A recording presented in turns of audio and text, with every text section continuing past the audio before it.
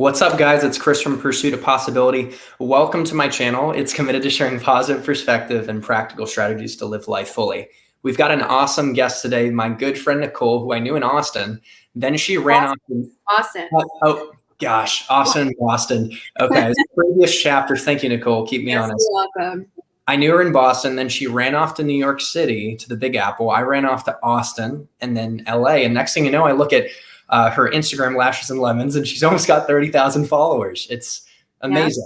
Yeah. I'm not surprised, Nicole. First of all, thank you for being here. And second of all, can you tell us a little bit about yourself and about your story with Lashes and Lemons? Sure. So I started my Instagram account, Lashes and Lemons, about 4 years ago, actually. So I believe it was started in 2017. And it kind of just started as a way I graduated from graduate school and I had moved to the city, and I really just didn't really know if I had any hobbies, and I just really didn't know how to kind of spend my time. And I was really interested in cooking at the time, and I kind of just wanted a way to document kind of what I was doing.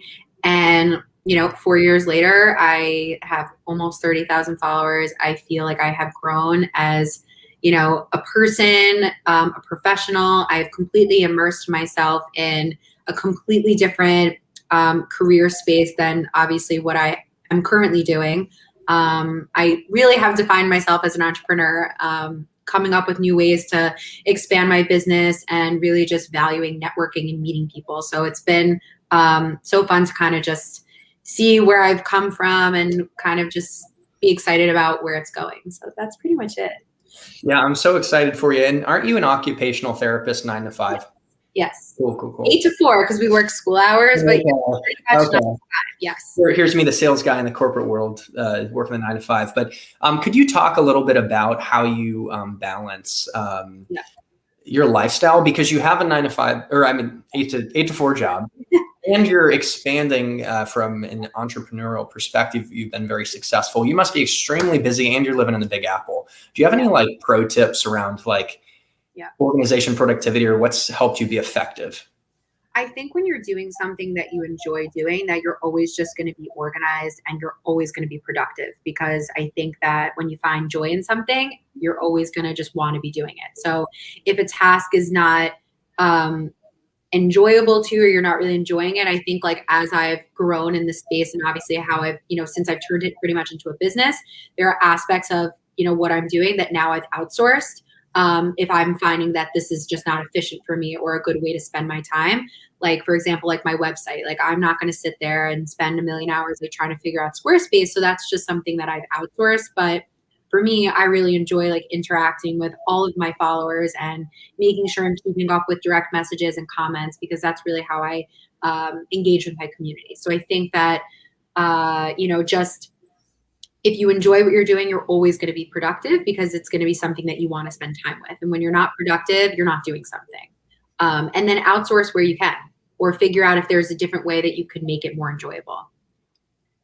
Absolutely. So, don't they say if you enjoy what you do, you don't really work a day in your life? So it sounds like your answer is really your enjoyment and your passion drives you to just do whatever is necessary to organize yourself and get things done and have an impact. And I love the impact you're making. And I wanted to parlay this into better understanding what drives you with Lashes and Lemons, and what is it really about? How are you really serving the audience, and who really is that ideal audience member too? Yeah. I think how I'm really serving my audience is by providing a relatable person to just be oh, I'm feeling the same. And I think that, just throughout 2020 and just going into 2021, I have a lot of girls that follow me who are around my age. I have girls younger than me, and then women older than me that may have daughters that, my daughter's currently going through that, or, I can relate to her running around Manhattan, trying to go on a first date. And I think just providing something that's relatable yet aspirational at the same time, and just really giving little tips and tricks here on how to just feel your best self. So I think that's kind of what I offer. And I do that through sharing my daily life pretty much every day, and healthy recipes here and there. But it's been pretty much through my daily life and things that I'm doing, what restaurants I'm going to, how I'm making friends as someone, who's 27 in a global pandemic. And my idea to be alive, right? Right. And my ideal audience is really really anyone. I feel very lucky and blessed that I've cultivated a community that is really kind and respectful. And, you know, I put out a story the other day that I was just kind of feeling like really stuck. Like I didn't know there's such a pressure to like post content all the time. Yeah. And I kind of just reached out to my followers and I was like, what do you guys want me to do? Like, what do you feel like I'm good at? And they were just like, just be yourself. Like, we love what you're doing. Just be yourself. Like, we love more of this, but don't feel the pressure to post so much. Like, we're here for you. And I just felt like it was such a nice thing to feel that I don't have to overextend myself so much and make myself nuts. And I could just be myself and make an impact. And I think anybody can do that. You know, that's so great you mentioned that, because here I am with Pursuit of Possibility trying to spread positive ideas, and I'm wondering, like, what audience, what do you want to hear about? Like, I want to cater to you, and you're saying that at least your audience told you just be authentic and be you and share what makes your heart sing. And I imagine like kind of what is benefiting you will probably benefit someone else, because we all have so much in common, don't we? Yes, and I think that, you know, a lot of people don't know what they want or what they need until they hear it and you caught them in that moment. And I think by, you know, like just sharing my like personal anecdotes of life, I think that it hits someone. They're like, you know what, you just inspired me to get on the Peloton. Or like, you know what, I was watching this in bed and like you inspired me to like text a friend and go out. So I think by just kind of being yourself, you're going to inspire somebody. And like coming from you, like I talk to you and I already feel inspired. So like you don't have to put too much content out there. You're doing good just by being present. Nicole, I really appreciate that. And, you know, you're one of my trusted advisors, and I've just been so excited to see you grow and expand your impact. And I love your authenticity. I love your vibe, whatever we want to call it. You're doing great things. And one thing I really love is on your, I guess, Insta handle. What do the kids call it? I'm still learning. Tag or whatever. The handle. Okay, I got to say, we got to talk about it. You can't be fully dressed until you're confident and comfortable in your own skin. I don't know if I accurately quoted you there. Can you talk about that? Yes. You can never be fully dressed without feeling confident in your own skin. I think that as women, I think there's such a pressure to look a certain way, dress a certain way, regardless of whatever age you're at or whatever place you're at in your life. And I think that no matter what you wear, how you carry yourself, if you're not feeling good on the inside, none of that matters, because it's just going to be the way that you carry yourself. And I think that just taking care of yourself from the inside out, you're just going to glow from that way. And there's really nothing that you could be wearing nothing and you would still look great, because you're going to have a smile. You're going to be happy. You're going to be listening, not talking so much. Like you're going to just be present. And that's really like the main seed of how I run my account, is trying to share the ways I'm doing that for myself. So that's pretty much what that means.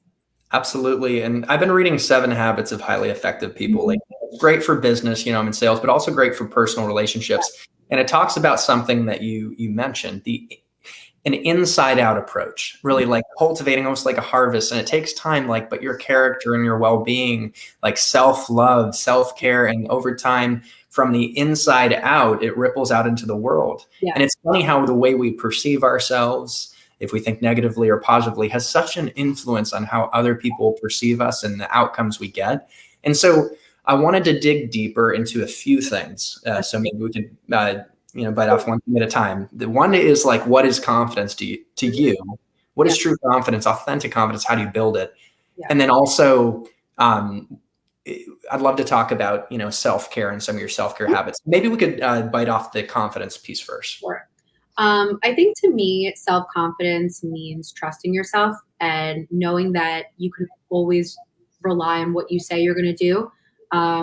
It's just honest, and you're always entering into the world with a genuine and honest approach. Like if you say you're someone that wants to work out and you want to be all this way, like, and maybe you don't wake up on time every day, or maybe you like aren't like meal prepping the night before, and that's not confidence. Confidence is someone who knows they're going to get up every day and is not going to be worried that they're not going to do it, or someone that just I don't think it's about a looks thing. I really believe it's about self-trust.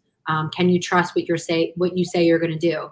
Can you trust that you can enter into a social situation and know that you're going to have good things to say because you're doing good things? So I think it's all about trusting yourself. It's not an outward thing. And I really like on my platform, I try to share ways that how I'm building confidence. Like I just decided that I'm going to take tennis lessons because I really want to like put myself out there to like meet more people that are just out of my comfort zone. And now I can like go out and be like, guys, I'm taking tennis lessons. Like, have things that you feel good about sharing. And then that'll inspire someone else to like go try and, do things that they feel good about sharing. Yeah, you know what? I could see how that could generate confidence because when you're doing something new, you never knew yourself to be a tennis player, and all of a sudden you start playing and you're a tennis player. The beginner group. So, and you did that, by the way, like when you started Lashes and Lemons or when I started Pursuit of Possibility, we weren't content creators or whatever we want to call ourselves, or you being an influencer, me not so much, but maybe one day. Yeah, one day. And right, fingers crossed. But you dove in and you did, and then it's like your perception of yourself changes and that self-trust and confidence goes up because I use this expression like you honored your word to yourself. Obviously, it's important to and I went through this personal growth seminar called Landmark. I've mentioned it in other interviews, and I don't know if I told you about it, Nicole. I'm not going to go on a tangent with it, but they do talk about the power of your honoring your word. It's like a foundation for personal power. And another thing I wanted to talk about, as I mentioned before, we just mentioned was self-care and habits. And I feel like our level of investment in ourselves as it relates to like when we're more invested in ourselves than the opinions of others or things outside of ourselves, that's powerful. So like, how do you, outside of like trying new things like tennis, which is exciting, invest in yourself? Like what are some actions or things you take? Well, I know for absolute certainty that if I'm not taking care of myself, I'm not good to other people. And I know the days where I wake up and I do, 12 to 18 minutes of some type of movement, I go to work a much happier person and I'm able to better love and be passionate and be present. So I know that for sure. So that is like why self-care is so important to me. And self-care could really just be anything that you want it to be. But like some particular things for me is I need to move. I need to do some type of movement. I also need quiet time. And that's been like a huge boundary that I've really set for myself over this past year is I think that because we're all very isolated, there's just such this need to like be in constant connection. And then, just being able to sit with yourself and read a book and like not be multitasking a million things has been really important. So just kind of having time for like rest and just being alone. Obviously some movement, and then also like some girly self-care things. Like we love a good skincare. We love like a good mask, doing things like self-care, physical things. I've done a mask before. They're all good. Like all those things when you actually like take care of your appearance. I also think that that's a form of self-care. When you brush your hair and you do all those things. So I would say those 3 actionable actions are very important to me that I do on a daily basis pretty much. Absolutely. One thing I did this morning, and I only have a 2-day streak going, is running just a mile, and maybe I'll do like 20 push-ups after, because I've developed a little bit of a dad bod. I keep mentioning this on my videos because it's true. I used to be in pretty good shape. I was in pretty good shape in the past, but and so now I'm getting back, and so that's an example of movement or stretching. And what about do you ever do mindfulness meditation, or are you like, do you like stay mindful throughout your day with like, say you're smelling your coffee, or do you have any like mindfulness or meditative related habits? I think that that's an area that I definitely need to work on. So I'll say no. I think my mind is moving in 1,000 different places all the time. I feel like I'm doing work and I'm trying to, communicate with friends, and I'm really working on how to establish better boundaries for that. But I was listening to a podcast this morning. I'll send it to you. And woman was basically explaining how in the first 3 hours of her morning, no electronics. She goes out for a walk, literally puts on a book, or only electronics is a podcast. 3 hours. I mean, that's not reality for a lot of people to be able to do that, but the principle was the same. Like maybe I could make that for the first 20 minutes I wake up and have it just be like no talking, just my own thoughts, and see what comes up as I move about my morning routine. If I'm not able to like sit for like an hour to just, Yeah, yeah. You know what? I was just talking to a buddy of mine that also went to Georgetown, and he works for the agency, which means the CIA. It's kind of cool. And he's been like handling issues in the Middle East, working the Pentagon. I'm like, wow, you're a badass, man. This is Yeah. amazing. And we talked about meditation, and one thing he said, he's been doing it for 3 years, is that when he meditates, new ideas and connections and creative things pop into his mind because he creates a space for it to emerge. Otherwise, I've noticed like, if I'm trying so hard or like stressed a million thoughts, which we all go through, it's hard for creativity to find its way in your brain. So, he mentioned that. And also there's a book, Principles by Ray Dalio. Have you ever read it? No. Okay. So he's the Steve Jobs of the financial industry. He's like a shaper. He built out systems. He's one of the best people in finance. And he said meditation was his single greatest habit. So you're going to have to let me know. I'm gonna have to get into it. I actually, you know what? I did start doing something in the quarantine days called, I don't know if you've ever heard of it. It's called the morning pages. And every morning, because I'm like an active person, like I can't sit and like meditate, but sometimes just to allow your mind to just go, and like I'm very active, so like writing was kind of helpful for me. And basically you fill 3 pages of cool. whatever comes up. And like I think it's a thing, like you can Google it, but it's called the morning pages. And you do 3 full pages of whatever comes up, and you do not judge yourself. You just you commit to 3 pages and see what comes up. So that was something I was doing for like a while, and I'm kind of happy that I did it because now I almost have like a little history, like from just that time period of like mind a little bit. But I'm someone that needs a little bit more like active meditation versus like, sitting and just not letting the thoughts, just controlling what thoughts are coming and how often. So absolutely. Well, I'm glad you mentioned that, because here's the reality. A lot of us, even me, I can't sit still. So meditation is a challenge. Like a lot of us need a different option. So that sounds like a great alternative. I might try it out to write down a few pages. And another thing, I was interviewing this entrepreneur, a couple interviews ago, and he said that journaling was really powerful in general.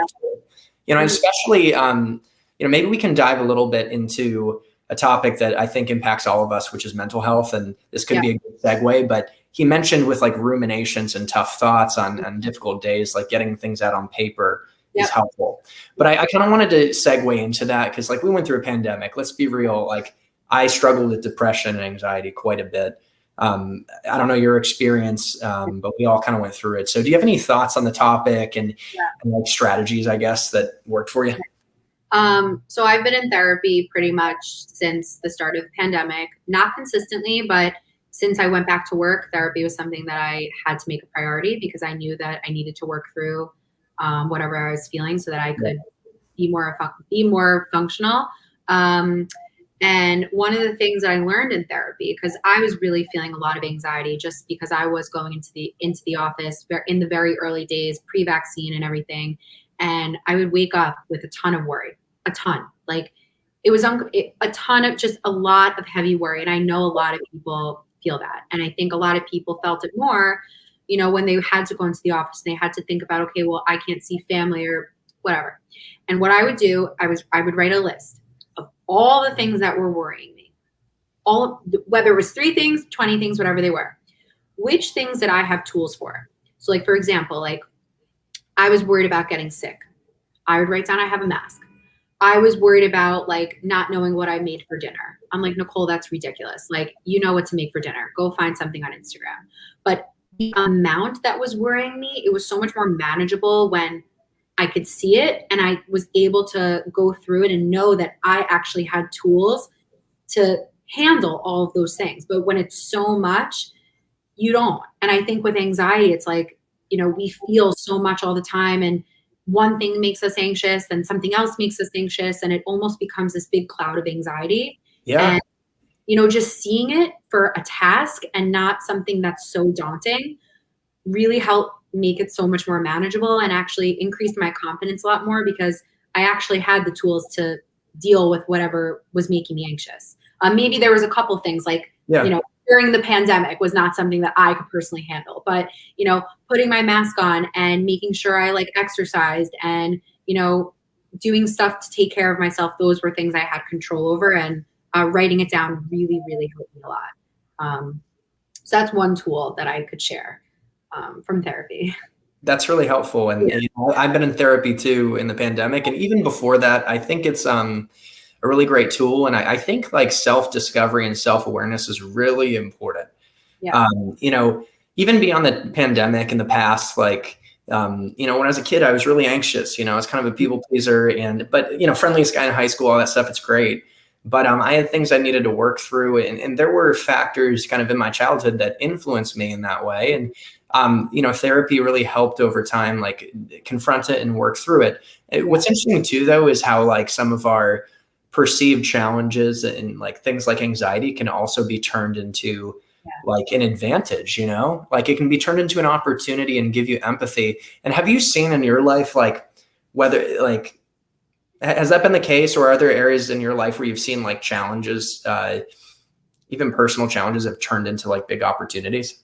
Yeah. I mean, I think, so I was primarily alone throughout, the beginning stages of the pandemic. And the way I dealt with my anxiety was literally channeling it, all of it into my Instagram, all of it.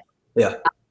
I was coming up with new ideas, new recipes to make. And yeah, was I keeping myself busy for a million hours of the day because I didn't actually want to deal with like what was going on in the world? Sure. But that was a way that I felt like I, turned the anxiety into something positive. And I made so many new friends that, ultimately now I'm like, meeting for the first time in person. But I really felt like I was putting so much into like helping others.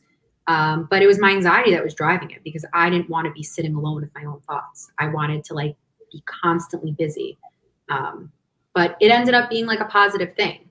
So I guess that answers your question. Oh, it totally does. I mean, that's inspiring that you took anxiety and challenged or channeled it into something productive. You made more content and more contribution through Lashes and Lemons and Instagram. You met new people, and there's like going to be a ripple effect and a big ROI going as we come out of the pandemic. And it's funny. My new season of Pursuit of Possibility is called Hindsight's 2020. It's time to right? And I think, don't you think that's a big theme for this year? It's like we're about to experience a boom, just like the the Roaring '20s came after a depression. Like I think just a lot of great like creativity and good stuff has come out of this. Don't you think? Like what are some things you're looking forward to? The pandemic. I was at a wedding, this past weekend, and I couldn't tell you how good it felt to just be around people. I was telling my family, I was like, I literally felt like I was on vacation. Like it was like, I think there's just going to be such a surge in connection and like true, genuine connection, and just saying yes all the time, and making time for things. Like I was out to dinner last night at a networking thing, and this girl that was sitting next to me, she was looking at me the whole time. I was like, all right, I'm going to say something. And she said, you and I used to work out together. And I was like, I don't remember. Like I meet so many people all the time. I think you and I are similar, that we say hi to people all the time, and it's just, of course. I mean, you're a big extrovert, aren't you? Yes. Yeah. And she basically was like, I remember that you used to say hi to everyone in the class. And I remembered you because everyone's always rushing in and out. And you took a second to be like, oh, that class was so hard. Like found a second for connection. And I think just in a city like New York, time is money. Everyone's on the next mood, texting and walking. It's like, I think people are just going to appreciate being together and actually connecting. And I think that's what I'm the most excited about. It's just like that surge of like true, genuine connection with like people you probably wouldn't have spoken to, so I'm excited for that. But what about you? Absolutely. I'm looking forward to that. I'm excited for concerts. Aren't we all? Like, I'm not a concert person. Oh my gosh. Like what's a concert that you would go to? Honestly, the last concert I think I went to was Sam Smith. And like, I just don't like, I'm happy with the small venue. Like I just don't love the big arena.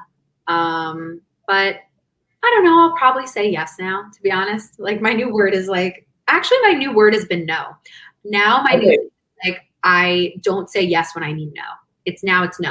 Like when it's no. I wanted to ask you about that. That's actually, I was gonna I asked you about concerts, but before that, I was gonna ask you about how do you balance out yes versus no? Because I've seen in business and probably in life, the higher up you move. Even a famous author, Ryan Holiday, mentioned this. He spoke at Google. He's cool. He is one of my your books. Yeah. And I actually, funny story, I met him in person. I asked him to be on my channel. I asked him to coffee. He said no. And he had just talked about saying no more. He said, no, that's him. But you know what he did? He gave me his email. I emailed him. He said, Chris, grow your channel and stay in touch. So guys, come on, let's get it growing. So we'll have a 3-way interview possibly. But I think I think so much we say yes all the time and we end up overextending ourselves or doing something you genuinely don't want to do. And I think we've all realized over the past year that like time is not promised. Time is the most valuable thing that we have. And if you really don't want to be doing something, why are you doing it? Like, are you doing it for another person? Are you doing it because it's a goal? Like really, why are you doing it if you don't want to? And I think the biggest example that I would have with that is like, I've been setting the most boundaries about who I spend my time with. And, I've made honored. Yeah. No, it's true. It's like who you spend your time with. Yeah. Like, am I going to say yes to like, just to like go out? Not really. Like, I want to be around people that are smart, that like are talking about things, not people, that are, going to have mature conversations and, or make me feel good about myself. Like, I don't want to surround myself with people like that anymore. So it's like, or even like dating, like, do I really want to go? Like, probably not. It's like, why am I saying yes? Yeah. Well, my mom says you should say yes and everyone deserves like a chance, but it's a little, that's true. And you don't know, because like a date that you might not be excited and then they surprise you. They got a great personality. They're cool. But also there is something to be said for it though. Say if you're really tired or like maybe going on the date is coming from the wrong place. Like, that's what I mean. Yeah. If you genuinely to your core do not want to go, don't go. Trust that. Believe that. Because there will be times that you do want to go and you're going to know the difference. Do you know what I'm saying? Oh, yeah, like, totally. That self-trust and confidence thing. Like, why, it's almost like if you don't want to go, maybe it's like, all right, I feel, I don't want to be alone or I don't want to feel desperate, So it's kind of like really listening to that voice of like, you're getting a feeling that you don't want to go. Let's explore that. Like, what is that? Yeah. It's like a deep level of authenticity. And I'm trying to understand that. Like people say, like, listen to your gut. Yes. And I wonder if it's almost like a form of intelligence. It's not rational, but there's some things that like truth. Well, you know about the mind connection, right? Like the brain. Can you talk a little bit about it? Because I'm by no means an expert, but I'd love to get your take on it. There's the biggest brain gut connection ever. Those are like basically they say your gut is like a second brain. And what I've understood throughout anxiety is like a lot of people with anxiety have like gut issues. So people who go like the whole Eastern medicine route really work on healing their gut, and it really helps with anxiety. You're going Western medicine, you're probably going down a different route. But the brain gut connection, it's like when you have a gut feeling about something, you feel it. Like to your core it's not right. And I always say you trust your gut because energy does not lie. And I really think that you never are wrong when you trust your intuition. And situations are going to keep showing themselves to you and they're going to challenge your gut. But I always think that you end up being slightly right, or your perceptions are usually probably on point. Because again, it's like a fear response. It's a protective response. And typically like when we have an intuition thing, it's our mind body protecting us from something. You're sensing something's off, or you're sensing something, isn't going to be healthy for me, or this is not a right fit. So there's a ton of research on it. There's a book called, I believe, In the Gut that talks all about, I'll send you a link. I can't remember the name of the book, but there's a lot of research on like brain gut connections. That's so cool. My mom has her Instagram, Plant-Based Radiance. You know her, like you've met her, right? Yeah, maybe once, I think. She's so positive. You'd love her. She'd love you. And very healthy gut then. Yeah. So I actually told her, like, I kind of wanted you to like, kind of, at least have a conversation. Like, I bet you could be a great mentor, like, and I'm sure, she could teach you some things too, but you both are rock stars. But anyway, she is so big on the gut too. And just also plant-based nutrition. I really do believe food is medicine, and it's easy to be reactive with like medications putting like a Band-Aid superficial like solution on the problem instead of dealing at the root issue. So like, I'm curious to get your thoughts on like how you approach nutrition. I feel like you find a balance with like good meals that are healthy, but not like also tasty. But what are your thoughts on that? I think if something, I think you always have to go with what you're in the mood for. And I think everything on your plate should have a healthy component. I feel like there should always be greens on your plate. There should always be some type of protein, because at the end of the day, like when you eat a meal like that, you feel good, right? That's food is medicine. It's meant to fuel us. And I think I've changed, my view a little bit about food is like, there's two. It's like food's enjoyment, of course, and then there's food as fuel. And I really try for the most part to eat for fuel, but I also add an element that I simply enjoy. Like right now, my new obsession is I've been making avocado toast on have you ever had Ezekiel bread? Hey, I got to say, oh my gosh, I've been making avocado toast on Ezekiel bread the past week. Blow your mind. I love Ezekiel bread. So, seriously. Toast Ezekiel bread, avocado. Yeah. Okay? There's our nutrition, right? We have our carb, we have our fat, protein. Okay. You're going to add red pepper flakes for a little spice. Here's my enjoyment aspect. Drizzle honey on there. It's literally the sickest combo. So it's like you have the spicy and the sweet. And I put like a fried egg on top, or like I'll have like an egg. The egg. Yes. It's like, I have it on my Instagram, but like it's sick. So food for fuel. And then there's one aspect of enjoyment. Like you have to, because it's all about balance, and like food is meant to make us happy. Like, but what I was going to say is, when I'm feeling anxious, there are certain foods that like help decrease anxiety. Like when I'm feeling anxious at nighttime, I eat nuts, because nuts have a lot of really healthy fat, and that's like satiating and filling. So like you could also, if I'm really hungry, that could also be contributing to like my feeling of anxiety. So making sure that I'm eating enough healthy fat and I'm full and I'm satisfied is really important. Like I was actually just looking up, I wanted to know the component that it was, but cashews are like one of the best things that you should eat when you're feeling anxious. I just wanted to know. Oh yeah, no, thanks for looking that up. I think speaking of confidence and like self-love, like it's called I'm gonna butcher this, but it has a component to it that's supposed to elevate your mood. And cashews may be a natural solution for depression and anxiety. Okay, so guys, let's eat a little bit more cashews. Yeah, like there's so many things that you can do to just add in to help. So absolutely, I love cashews, by the way. And I was just going to say, like, that's a form of self-love, to fuel your body.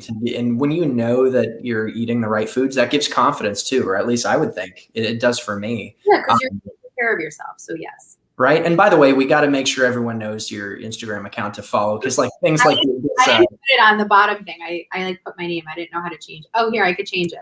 Okay, you can change it. But it's Lashes and Lemons if you go on Instagram. Really great account. I mean, you mentioned the Ezekiel Avo toast with an egg and honey. I would have never even thought of that. Good pepper flakes. Hey, even for us guys, right? Like, that's a great dish for protein. And so everyone, make sure you follow that account.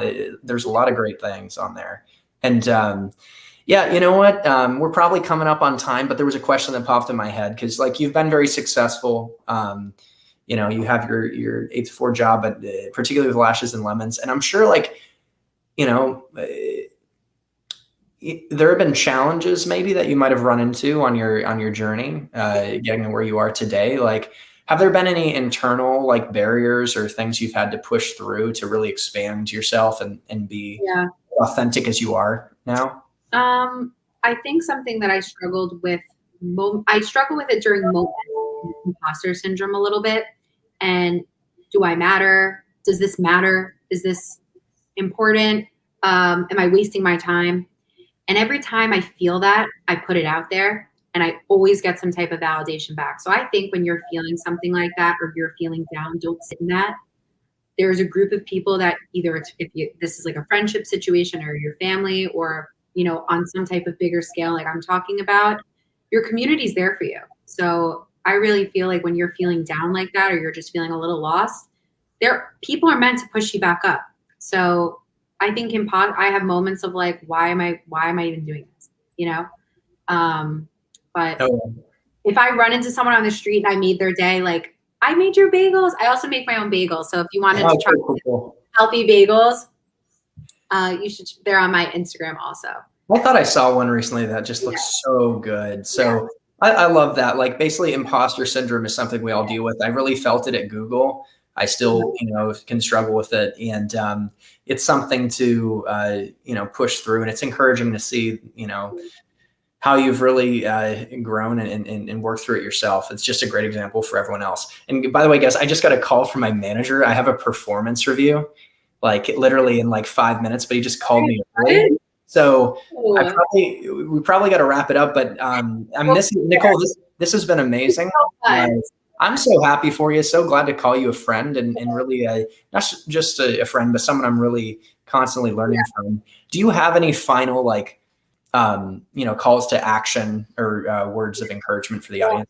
I'll make it very quick because I want you to go perform well, but I think just completely be yourself. And if you don't know who you are yet, that's okay.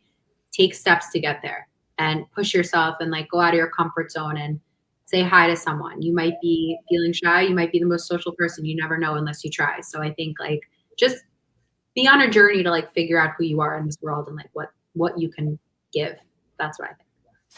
Nicole, I think that's the most important journey any of us could ever go on. And if you guys want to go on that journey alongside Lashes and Lemons, Possibility, check us both out. But really check Nicole out because she's the best. But have you on live soon. You'll have to come on my Instagram and we'll do a live. That sounds great. So Nicole, thanks again for the time. And to the audience out there, love you guys. Bye. Okay, bye. Bye.